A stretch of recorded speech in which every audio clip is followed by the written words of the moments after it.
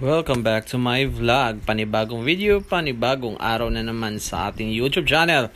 Uy guys, huwag niyong kalimutang mag-subscribe sa ating YouTube channel for Sunset.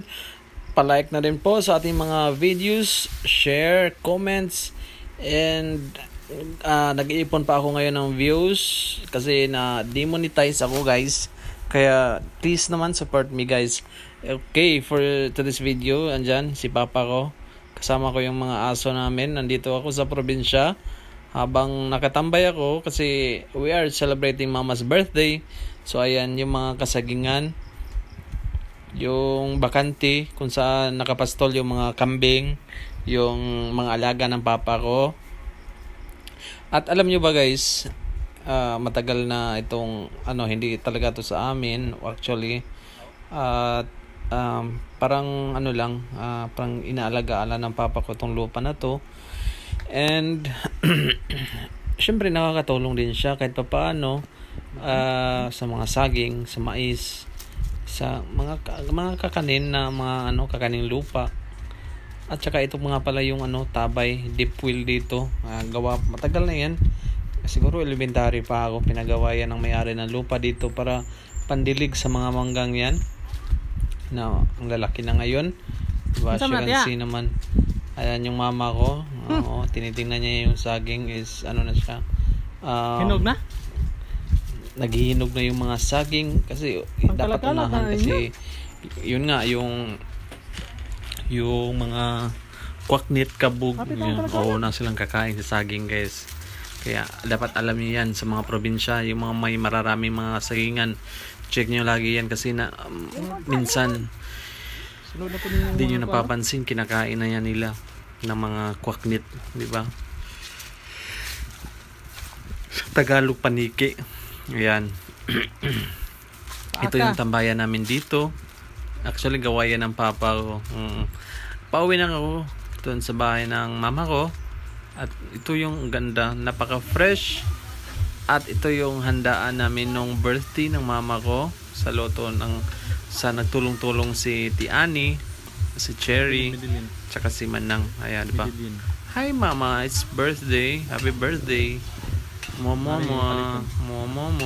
Okay, tuloy lang ang laban, no? Kahit mahirap ang buhay, tuloy na tuloy lang. Go guys. Tsaka yung mga aso namin, mababait yan guys. So kayong mag-alala.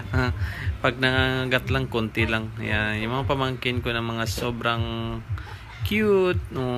Cute na cute. Yung mga aso. Actually, yung handa lang namin is nag-grill lang. Grilled na baboy. Pansit.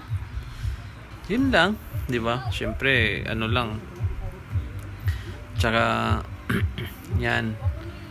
Yan. At saka yung papa ko, dapat lagi kang healthy pa. Huwag nang iinom ng Red Horse kasi tumataas yung dugo mo, na high blood ka sa Red Horse. Diyos mio, marimar. At saka again, nilalagay ko, ni-insert ko na dito yung alaga naming mga baboy. Ay, alaga pala nilang baboy kasi it's my sister's baboy naman. Sobrang laki, no? Buntis yan. I hope first time niyang nagbuntis. So first time ng mga anak. I hope marami ang anak, no, di ba?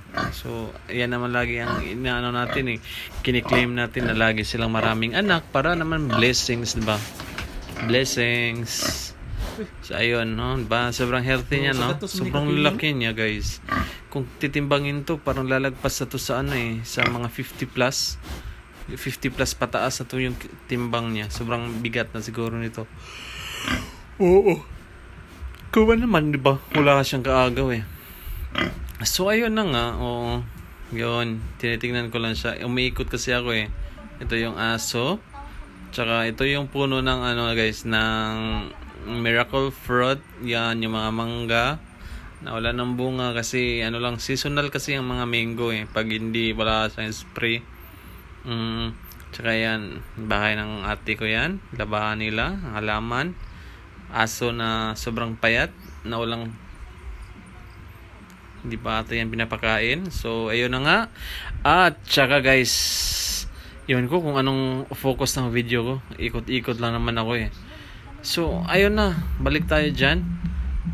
Pinaikot ko lang kayo Kasi ayan yung napakagandang area ng bahay namin na may something sa kahoy, di ba? Parang ano yan.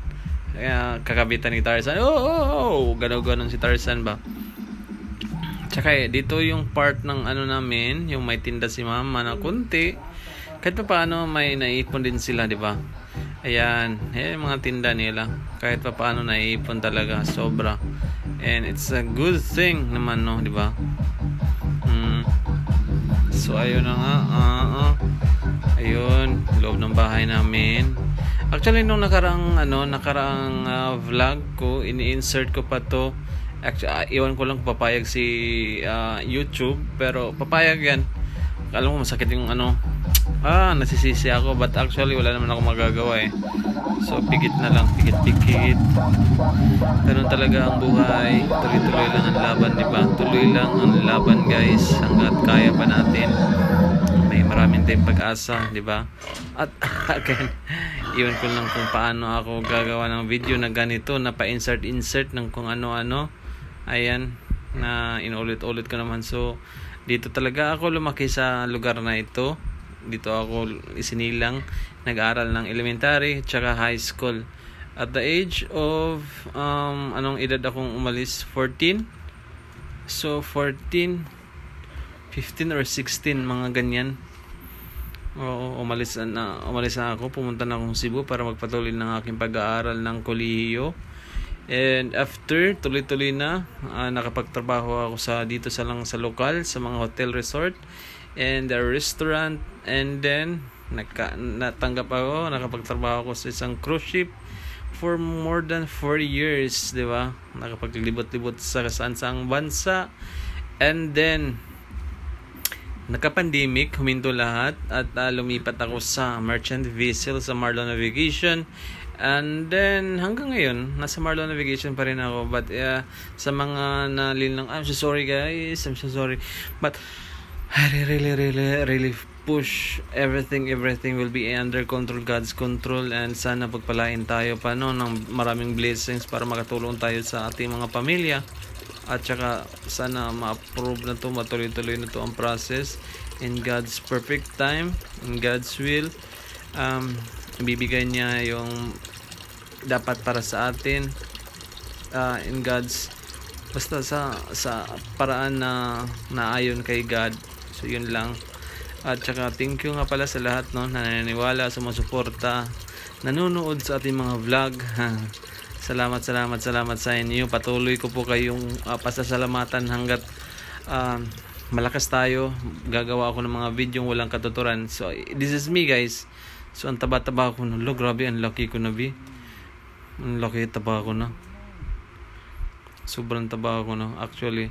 Pero wala naman tayong magagawa kasi marami tayong kinakain, di ba? Ganun talaga yung buhay.